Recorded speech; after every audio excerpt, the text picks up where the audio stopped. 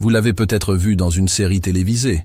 Des voitures qui roulent seules sur l'autoroute, des cockpits d'avions vides en plein vol, des vêtements abandonnés sur le sol d'une cuisine, comme si leur propriétaire avait simplement cessé d'exister.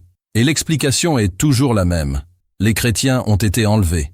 Si vous avez grandi dans certaines communautés évangéliques, cette image ne vous choque pas. Elle vous semble familière, presque évidente, comme si elle avait toujours été là, ancrée dans les pages de la Bible depuis le 1er siècle. Mais il y a une question que peu de gens posent vraiment à voix haute. Où est-ce, exactement, dans la Bible? Cherchez, de la Genèse à l'Apocalypse.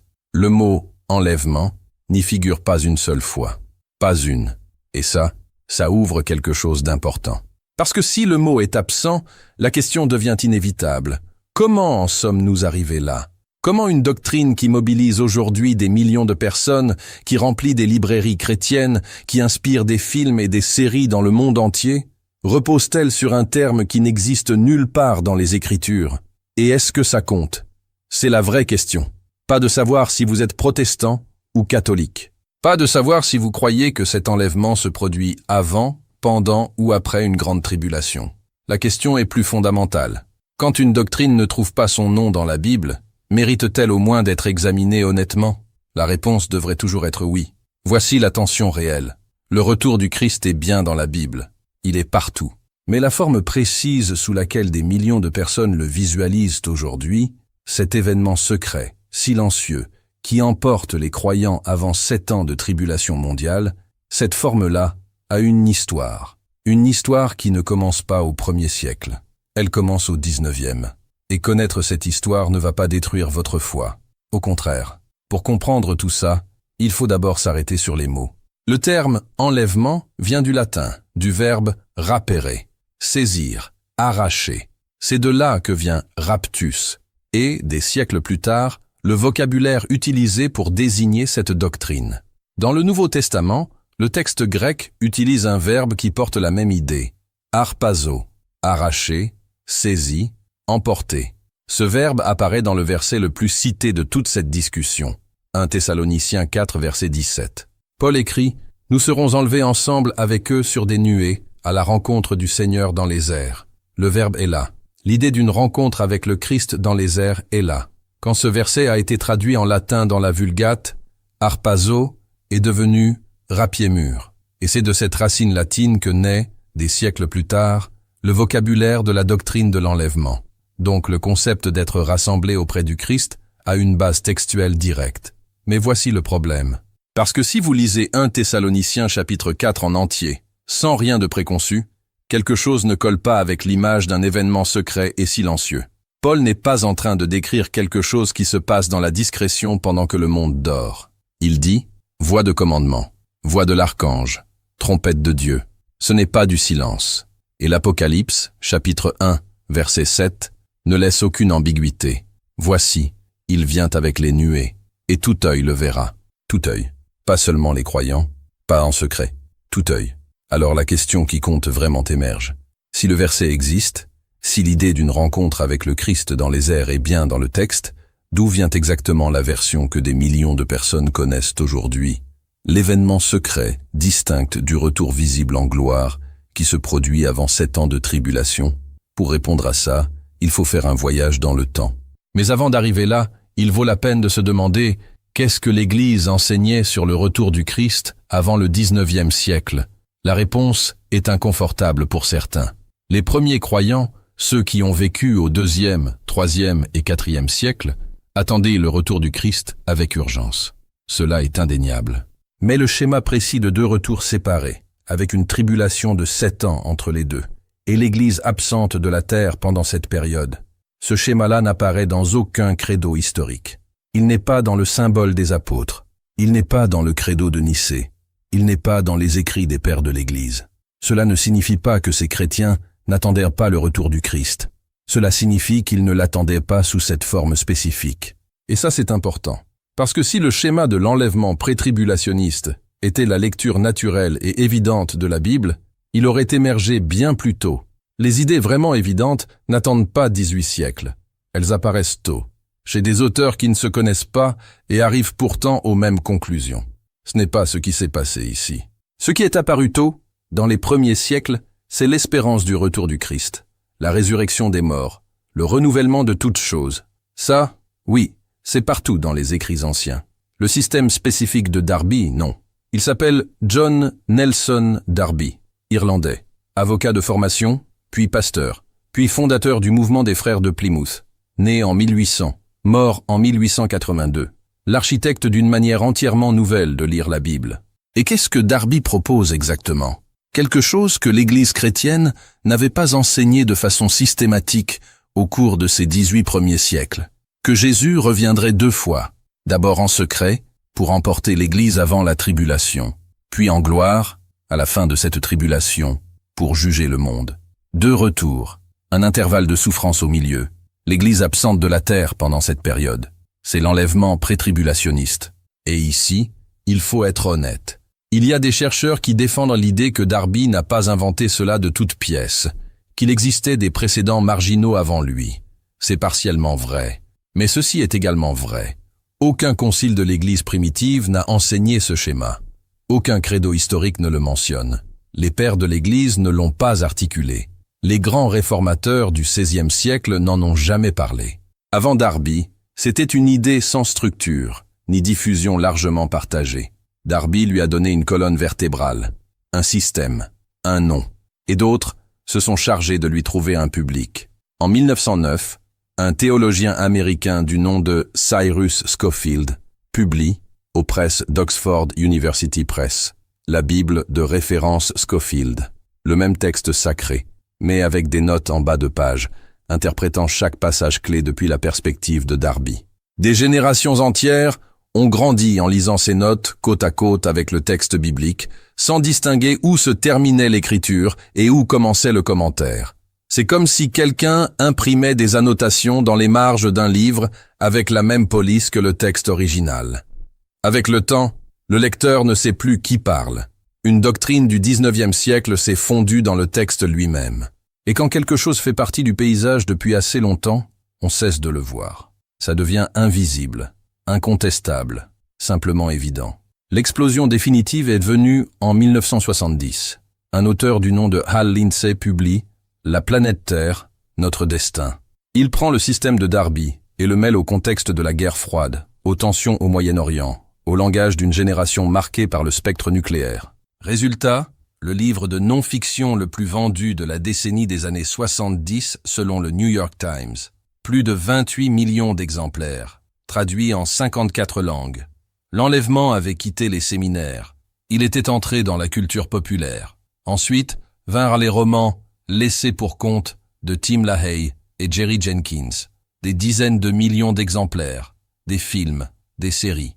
L'image des vêtements vides sur le sol est devenue le langage visuel universel de la fin du monde pour des générations entières. Une idée d'un pasteur irlandais du XIXe siècle était devenue partie intégrante de l'imaginaire collectif, sans que presque personne ne sache d'où elle venait. Et c'est là que se trouve le nœud du problème. Une génération complète en est arrivée à confondre une interprétation théologique du XIXe siècle avec l'enseignement de la Bible elle-même. Cela a des conséquences. Non pas le problème de croire que le Christ reviendra. Ça, c'est biblique, c'est central. Le problème est autre. C'est lorsqu'une lecture spécifique, construite par des personnes spécifiques à un moment précis de l'histoire, devient si normale que plus personne ne l'examine. Parce que si elle a une histoire, elle mérite d'être évaluée. Cela ne signifie pas que Darby avait tort sur tout. Cela ne signifie pas que ceux qui croient à l'enlèvement pré-tribulationniste ne lisent pas la Bible sérieusement. Cela signifie quelque chose de plus simple. Aucun système humain d'interprétation biblique n'a le dernier mot. C'est ce que la Réforme appelait « semper reformanda », toujours en train de se réformer, toujours prêt à revenir au texte et à s'en laisser corriger, non pas comme une faiblesse, comme une honnêteté. Une foi qui peut être questionnée et qui survit aux questions est plus solide qu'une foi qui les évite. Et la question du retour du Christ est trop importante pour rester sans examen. Maintenant, avant d'aller plus loin, il y a quelque chose dans l'Ancien Testament qu'il faut regarder. Parce que l'idée qu'une personne puisse être emportée par Dieu sans passer par la mort n'est pas une invention de Darby. Et ce n'est pas une invention du cinéma. Elle est dans le texte. et elle y est 2 fois. La première fois, c'est Enoch, Genèse 5, verset 24. Un verset bref dit quelque chose d'extraordinaire. Enoch marcha avec Dieu, puis il ne fut plus, car Dieu l'avait pris. Il n'est pas mort, il était là, et puis plus là. L'Épître aux Hébreux confirme. Enoch fut transporté pour ne pas voir la mort. La deuxième fois, c'est Élie, second livre des rois, chapitre 2. Un char de feu et des chevaux de feu apparurent. Élie monta au ciel dans un tourbillon. Son disciple Élisée vit cela de ses propres yeux, et il se retrouva seul. La Bible connaît l'enlèvement, cela n'est pas en doute. Mais voici la distinction qui change tout. Dire que la Bible enseigne que des êtres humains peuvent être emportés par Dieu, c'est une affirmation soutenue directement par le texte.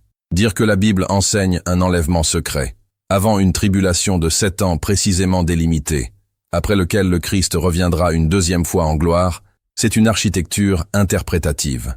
Un édifice construit au-dessus des versets, pas directement à partir d'eux.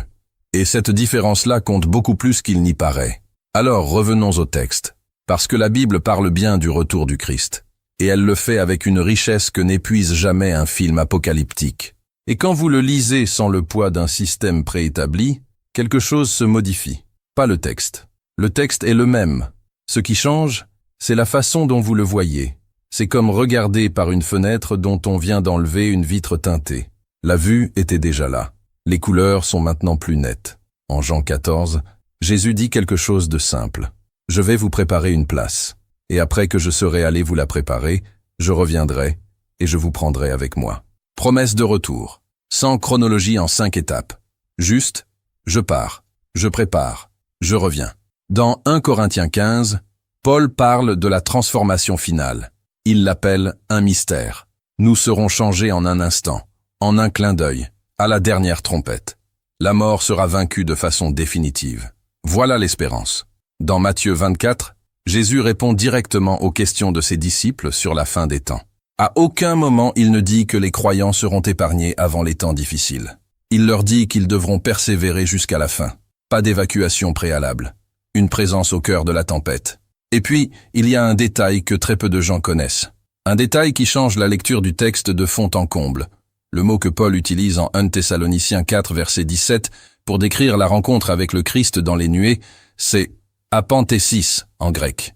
Ce mot était un terme technique, pas religieux. Technique. Il désignait la cérémonie précise pendant laquelle les citoyens d'une ville sortaient accueillir un roi ou un général qui approchait. Ils sortaient à sa rencontre sur la route. Et ensuite, ils l'escortaient en procession triomphale jusqu'à l'intérieur de la ville. Nous avons des témoignages historiques de cette pratique. L'historien grec Polybe l'a décrit dans ses récits. Des inscriptions découvertes à Thessalonique elle-même attestent de ce type de réception honorifique. La direction était toujours vers l'intérieur, jamais vers l'extérieur. Paul vivait dans ce monde. Il connaissait ce vocabulaire. Il a choisi ce mot précis, pas un mot quelconque, celui-là. Et si ce choix était intentionnel, et des spécialistes du Nouveau Testament comme F.F. Bruce ou Howard Marshall l'ont noté, le tableau que Paul dessine n'est pas celui d'une évacuation silencieuse. C'est celui d'une réception royale. Les croyants ne partent pas avec lui dans une autre direction. Ils vont à sa rencontre, et ils l'escortent dans son entrée triomphale. Si c'est le tableau que Paul avait à l'esprit, le mouvement n'est pas vers l'extérieur, il est vers l'intérieur. Les croyants sortant à la rencontre du roi qui revient pour l'accompagner dans son entrée dans le monde qu'il vient renouveler. Et ça change tout. Parce que si la destination finale est la restauration, et non pas la fuite, la vie chrétienne se vit de manière entièrement différente. Pensez-y de la façon suivante. Si vous savez qu'un quartier va être démoli dans 6 mois, vous n'investissez pas d'énergie à le réparer. Vous attendez, vous gardez une distance, ce n'est pas votre problème. Mais si ce même quartier va faire l'objet d'une rénovation profonde, si chaque geste de restauration compte pour ce que ce lieu deviendra demain, alors chaque décision prend un poids différent. La différence entre « nous serons évacués » et « nous serons partie prenante de la restauration » n'est pas de la théologie abstraite. Elle change la façon dont vous vous rapportez au monde, aux gens, au travail de chaque jour, à l'injustice que vous voyez autour de vous. Paul, dans Romains 8, ne dit pas que la création sera détruite. Il dit qu'elle gémit dans l'attente d'être libérée, pas éliminée, libérée. Et le livre de l'Apocalypse, que l'on utilise si souvent comme manuel du jugement final, se termine par quelque chose qui surprend celui qui le lit sans se presser. Il ne se termine pas par des croyants qui s'échappent vers un ciel éthéré pendant que la terre brûle. Il se termine par une ville qui descend du ciel vers la terre, par le tabernacle de Dieu, établi parmi les hommes, par des cieux nouveaux et une terre nouvelle. Pas une évacuation, une restauration. C'est ça, l'espérance biblique. Elle est bien plus grande que n'importe quelle séquence tirée d'un film d'Apocalypse. La Bible ne raconte pas l'histoire d'un monde qui va être abandonné. Elle raconte l'histoire d'un monde qui va être racheté. Cette différence n'est pas un détail. C'est tout. Revenons maintenant à la question posée dès le début. L'enlèvement est-il dans la Bible? La réponse se déploie en deux parties. Le mot « non », il n'y est pas. Et le concept précis de l'enlèvement secret et pré-tribulationniste a été mis en système par un homme précis au XIXe siècle, puis popularisé massivement au XXe. Mais la promesse du retour du Christ est partout. Le Christ revient. Les morts en Christ ressusciteront. Il y aura une rencontre, un rassemblement, une transformation. La mort ne gagne pas. L'amour ne reste pas sans réponse. L'histoire a une destination. Et cette destination n'est pas la fuite. C'est le renouvellement. C'est ici que la question cesse d'être seulement académique. Paul utilise dans Romains un mot pour décrire ce qui attend la création. Pas destruction, pas évacuation, libération. La création elle-même sera libérée de la servitude de la corruption, pas éliminée, transformée. Et cette libération est directement liée à ce que les croyants deviennent, à la révélation des fils de Dieu. Autrement dit, ce que font les croyants maintenant a une incidence sur l'avenir de la création. Nous ne sommes pas des passagers qui attendent que le bateau coule. Nous sommes de l'équipage, avec un travail à faire. Parce que comment vous pensez à la fin de l'histoire change comment vous vivez aujourd'hui. Si vous croyez que tout va être détruit et que vous serez emporté avant le pire, vous désinvestissez inconsciemment du présent. Ces questions ont des conséquences réelles sur la façon dont vous vous engagez dans votre communauté, sur ce que vous êtes prêt à construire, à défendre, à soigner. Ce n'est pas un détail mineur. C'est la différence entre une foi qui se réfugie et une foi qui transforme.